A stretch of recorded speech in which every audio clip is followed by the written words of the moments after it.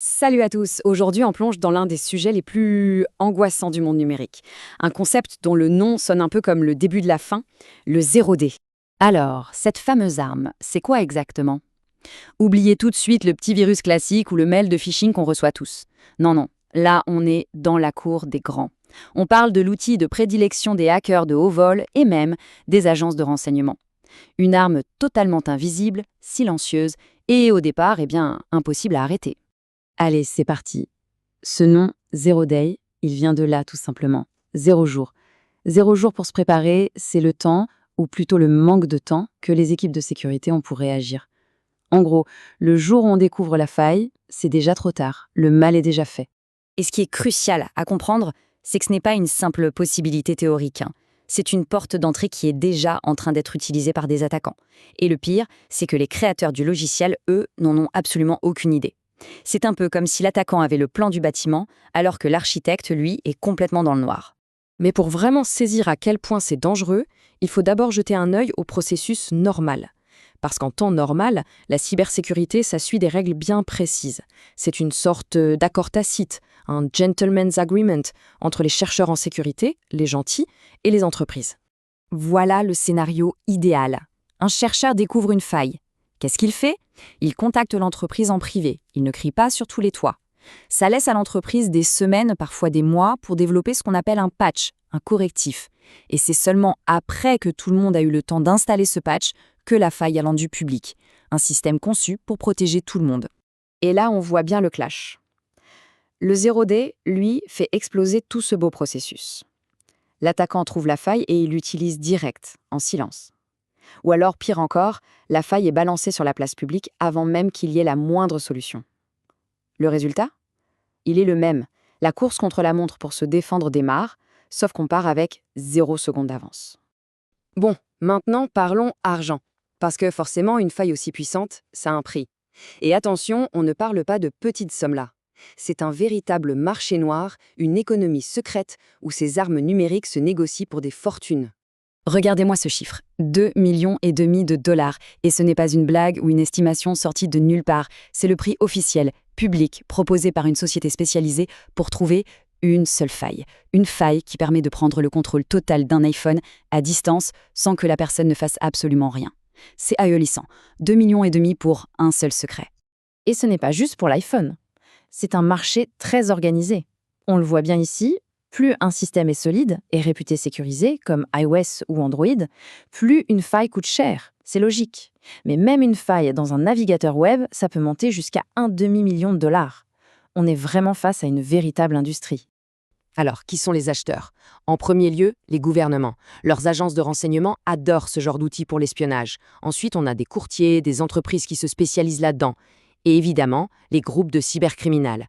Mais il y a aussi les entreprises de tech elles-mêmes qui offrent des bug bounties, des récompenses pour qu'on leur remonte les failles directement. C'est une sorte de course. Ok, tout ça peut paraître un peu abstrait, des histoires de hackers et d'espions, mais les conséquences, elles, sont bien réelles. Ces failles 0D ont été au cœur d'attaques qui ont littéralement changé la donne au niveau mondial. On va en voir trois. 3 noms qui ont marqué les esprits. Stuxnet, Eternal Blue et Log4Shell. Chacun est un cas d'école, une nouvelle étape dans cette guerre numérique invisible. Stuxnet en 2010, c'était un vrai tournant. On parle d'une cyberarme probablement développée par les États-Unis et Israël qui a utilisé non pas une mais 4 failles Zero Day. Et son objectif, ce n'était pas de voler des données, non, c'était de détruire physiquement du matériel. Le virus a saboté le programme nucléaire iranien en faisant dérailler les centrifugeuses jusqu'à ce qu'elles se brisent. Pour la première fois, un code informatique causait des dégâts matériels aussi importants. Quelques années plus tard, Eternal Blue. À l'origine, c'était une faille 0D sur Windows, une arme secrète de la NSA, l'agence de sécurité américaine. Le gros problème, elle s'est fait voler et elle a fuité sur Internet. En quelques heures, des cybercriminels s'en sont servis pour lancer WannaCry, une attaque par rançongiciel massive. Le bilan, des hôpitaux paralysés, des opérations chirurgicales annulées, des entreprises à l'arrêt dans 150 pays. L'arme d'un gouvernement s'est retournée contre tout le monde. Et plus récemment, en 2021, on a eu Log4Shell. Là, le scénario était différent. La faille ne se trouvait pas dans un grand système d'exploitation, mais dans un tout petit bout de code gratuit utilisé par des millions de logiciels. Résultat, quand la faille a été découverte, c'était la panique générale. Des millions de serveurs étaient soudainement vulnérables, des serveurs du jeu Minecraft jusqu'aux géants du cloud. L'impact était absolument colossal et instantané. Alors, la question qui tue, comment on se défend contre un truc pareil?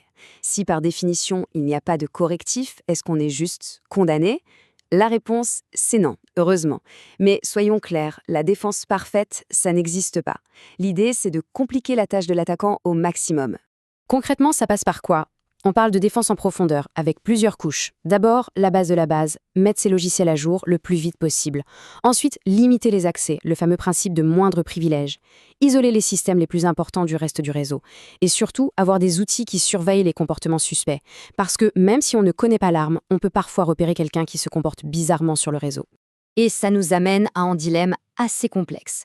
D'un côté, les gouvernements disent « on a besoin de garder ces failles secrètes pour notre sécurité nationale, pour espionner nos adversaires ». Mais de l'autre, en ne révélant pas ces failles, ils laissent des millions de personnes et d'entreprises totalement vulnérables. L'exemple d'Eternal Blue l'a montré de façon dramatique. Une arme gardée secrète peut finir par se retourner contre ses propres citoyens. C'est tout le débat, sécurité nationale ou vulnérabilité globale.